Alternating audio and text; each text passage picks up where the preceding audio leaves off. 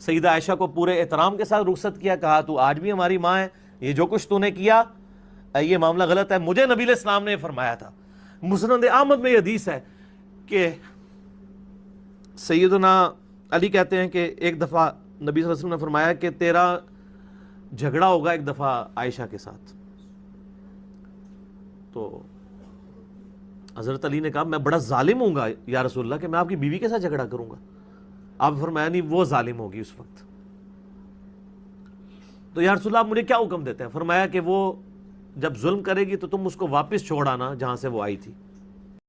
السلام علیکم. جیسا کہ سب جانتے ہیں انجینئر محمد علی مرزا صاحب میرے استاد ہیں, لیکن علی بھائی سے ہی میں نے سیکھا ہے کہ اختلاف کسی بھی شخص ہو سکتا ہے سوائے رسول اللہ صلی اللہ علیہ وسلم کے. کوئی بھی شخص ایسا نہیں اس دنیا میں نبی صلی اللہ علیہ وسلم کے بعد جس سے کسی معاملے میں تھوڑا بہت اختلاف نہ ہو سکتا ہو.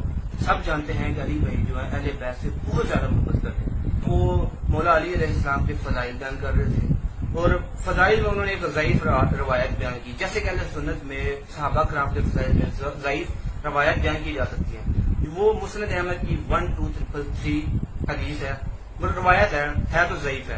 اس میں انہوں نے بیان کیا کہ حضرت علی سے نبی صلی اللہ علیہ وسلم نے فرمایا کہ تمہارا اماں عائشہ سے جھگڑا ہوگا. تو حضرت علی نے فرمایا کہ میں جو ہے ظالم ہوں گا. آپ نے فرمایا نہیں تم نے, تو لیکن عائشہ ہوگی. یہ آپ نے حدیث میں یہ الفاظ موجود نہیں ہے, لیکن علی بھائی نے یہ بول دیا. لیکن جب لوگوں نے یہ ہائی لائٹ کیا کہ علی بھائی آپ نے یہ غلط کر دیا ہے, جو بات اس میں نہیں لکھی آپ نے کیوں بول دیا, تو علی بھائی نے اس کے اوپر ایک کلپ ریکارڈ کرایا کہ اماں عائشہ کی توہین حرام ہے, اور شیعہ سنی کے لیے دعوت اصلاح رکھی.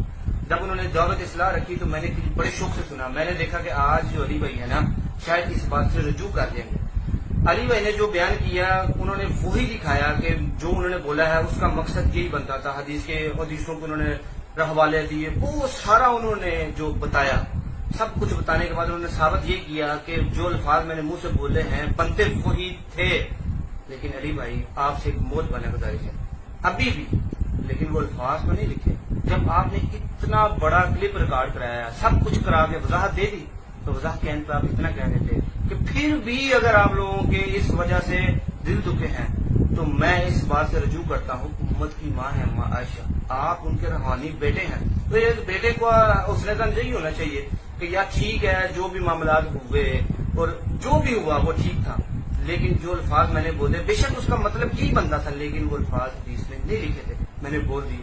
علی بھائی آپ کو اینڈ پہ ساری ویڈیو بنانے کا اینڈ پہ کہنا چاہیے تھا کہ پھر بھی میں اس بات سے رجوع کرتا ہوں اگر آپ لوگوں کے دل دکھ ہو, لیکن آپ نے نہیں کیا. تو میں ابھی پھر آپ سے موت بانا گزارش کرتا ہوں کہ آپ اس بات سے ہلکا سے رجوع والا بیان ریکارڈ کرا دیں, اس سے آپ کا قد اور بڑھ جائے گا. یہ میرا ذاتی اوپینین ہے. میں یہ علی بھائی نے مجھے حق دیا ہے کہ میں ان کے ساتھ اختلاف کر سکتا ہوں. کوئی بھی علی بھائی کا اسٹوڈنٹ اگر کہہ رہا ہے میں غلط کہہ رہا ہوں تو یہ آپ لوگ مجھے جج نہیں کر سکتے, کیونکہ میں نے اپنے اوپینین سے بات کی اور اماں عائشہ بہت بڑی ہیں. اگر بنتے تھے الفاظ لیکن لکھے تو نہیں ہے نا, علی بھائی نے بولے ہیں. تو علی بھائی کو چاہیے تھا کہ جو وضاحتی بیان دیا ہے سارا کچھ ٹھیک ہے, اس کے بعد کہتے کہ میں پھر رجوع کرتا ہوں. تو میں اب پھر علی بھائی سے موت بنا گزارش کرتا ہوں علی بھائی اس بات سے رجوع کر دیں. جزاک اللہ خیر.